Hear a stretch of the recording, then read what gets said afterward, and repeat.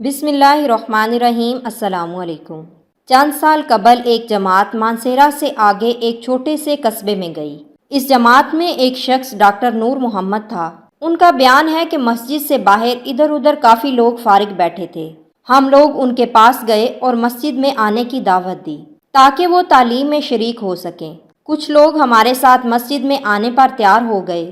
ایک صاحب نے کہا کہ میں نماز کے وقت آؤں گا اور نماز کے بعد عذاب قبر کا ایک واقعہ آپ لوگوں کو سناؤں گا۔ چنانچہ ظہر کی نماز کے بعد یہ شخص ہمارے پاس بیٹھ گیا، اپنا تعارف کروایا کہ وہ ریٹائرڈ فوجی نوجوان تھا۔ اس فوجی کا بیان ہے کہ 1965 کی پاک و ہند جنگ میں ایک قبرستان میں اسلحے کا ایک عارضی ذخیرہ بنایا گیا تھا اور کچھ نوجوانوں کے ساتھ اس فوجی کی ڈیوٹی تھی۔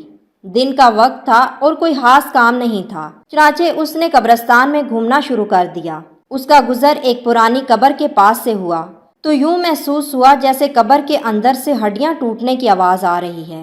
اس فوجی جوان نے بتایا کہ میں نے بندوق کے بٹ کے ساتھ قبر کی اینٹیں ہٹائیں تاکہ دیکھوں کہ یہ آواز کیسی ہے۔ جیسے جیسے میں مٹی ہٹاتا گیا آواز اور تیز ہوتی گئی اور میری دلچسپی اور خوف بھی بڑھتا گیا۔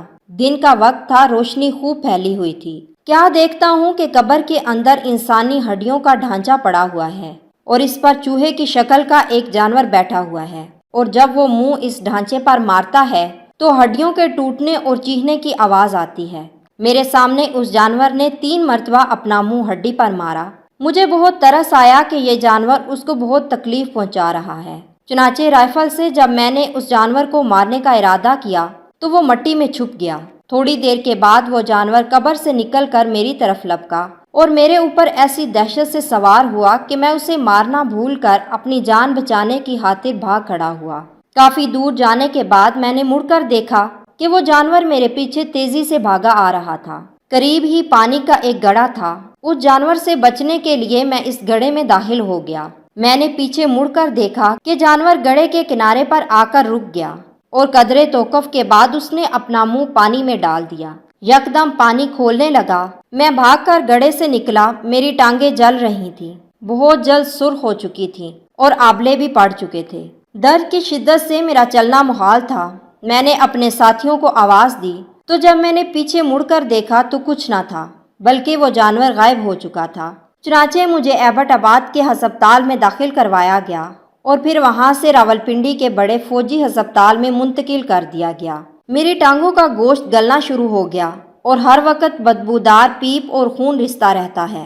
کسی علاج سے افاقہ نہیں ہوا۔ مجھے علاج کے لیے امریکہ بھجوایا گیا مگر مرض بڑھتا گیا۔ جوں جوں دوائی لگائی اور گوشت جاتا رہا۔ اس وقت دونوں ٹانگوں کی صرف ہڈیاں بچ گئی ہیں۔ گوشت آہستہ آہستہ گل کر علیحدہ ہوتا جا رہا ہے اور ہر وقت مردے کی سی بدبو آتی رہتی ہے۔ پھر اس شخص نے ہمیں اپنی دونوں ٹانگیں دکھائیں جن پر پٹیاں بندھی ہوئی تھیں۔ اللہ معاف فرمائے۔ اللہ تعالی ہمیں قبر اور جہنم کے عذاب سے محفوظ رکھے، آمین۔